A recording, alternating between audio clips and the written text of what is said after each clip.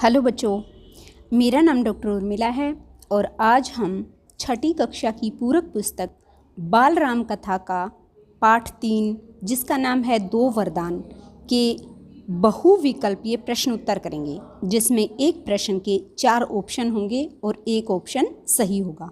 तो चलिए शुरुआत करते हैं। प्रश्न नंबर 1 है, राजा दशरथ किसका राज्याभिषेक करना चाहते थे? ऑप्शन है क भरत का, ख राम का, ग लक्ष्मण का और घ शत्रुघ्न का। और इसका सही उत्तर है राम का। तो राजा दशरथ राम का राज्याभिषेक करना चाहते थे। प्रश्न 2 है,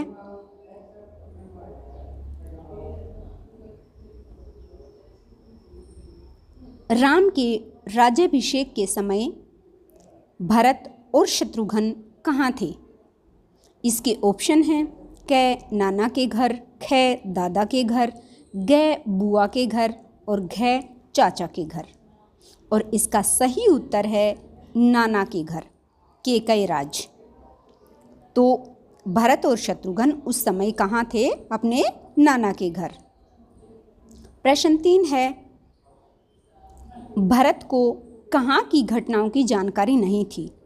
इसके ऑप्शन हैं क लंका की, ख वन की, ग आश्रम की और घ अयोध्या की। तो सीधी सी बात है कि भरत अयोध्या के राजकुमार थे, तो उनको कहाँ की जानकारी नहीं थी। किस चीज़ की चिंता करेंगे वो? अयोध्या की। तो इसका सही उत्तर है अयोध्या की। प्रश्न 4 है, रानी केकई की दासी का क्या नाम था? क ऑप्शन है संतरा, ख है ललिता, ग है मंथरा और घ है कविता। और इसका सही उत्तर है ग यानी मंथरा। प्रश्न 5 है, राजा किस पुत्र को युवराज बनाना चाहते थे? यहाँ राजा दशरथ की बात चल रही है, तो राजा दशरथ किस पुत्र को युवराज बनाना चाहते थे?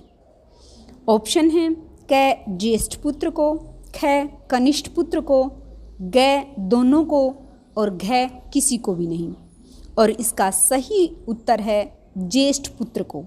और राजा दशरथ के ज्येष्ठ पुत्र कौन थे? राम।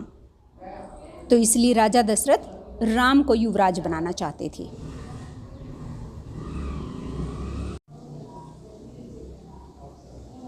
प्रश्न 6 है, राम के राज्याभिषेक के विरुद्ध रानी केकई को किसने भड़काया? इसके ऑप्शन हैं क संतरा, ख मंथरा, ग कविता और घ उपर्युक्त सभी। तो राम के राज्याभिषेक के विरुद्ध रानी केकई को कौन भड़काएगा? रानी केकई की दासी। और रानी केकई की दासी का क्या नाम था? मंथरा। तो इसका सही ऑप्शन है ख मंथरा। अगला प्रश्न है प्रश्न नंबर 7, मंथरा के भड़काने पर रानी केकई कौन से भवन में चली गई? ऑप्शन है क रनिवास में, ख केकई भवन में, ग कौशल्या भवन में और घ कोप भवन में। तो रानी केकई कौन से भवन में गई? इसका सही ऑप्शन है घ कोप भवन में। अगला प्रश्न है प्रश्न नंबर 8, जो कि एक कथन है, जो कि एक वाक्य है कि वो वाक्य किसने कहे। तो वाक्य क्या है? मैं राम की सौगंध खाकर कहता हूँ तुम्हारी हर इच्छा पूरी करूँगा। ये कथन राजा दशरथ ने किसको कहे? इसके ऑप्शन हैं रानी कौशल्या को, ख है रानी सुमित्रा को, ग है रानी केकई को और घ है उपर्युक्त सभी को। तो यहाँ राजा दशरथ ने ये कथन जो है वो रानी केकई को कहे थे। अगला प्रश्न है, रानी केकई ने राजा दशरथ से कितने वरदान मांगे? इसके ऑप्शन हैं क 2, ख 3, ग 4 और घ 5। तो रानी केकई ने राजा दशरथ से कितने वरदान मांगे?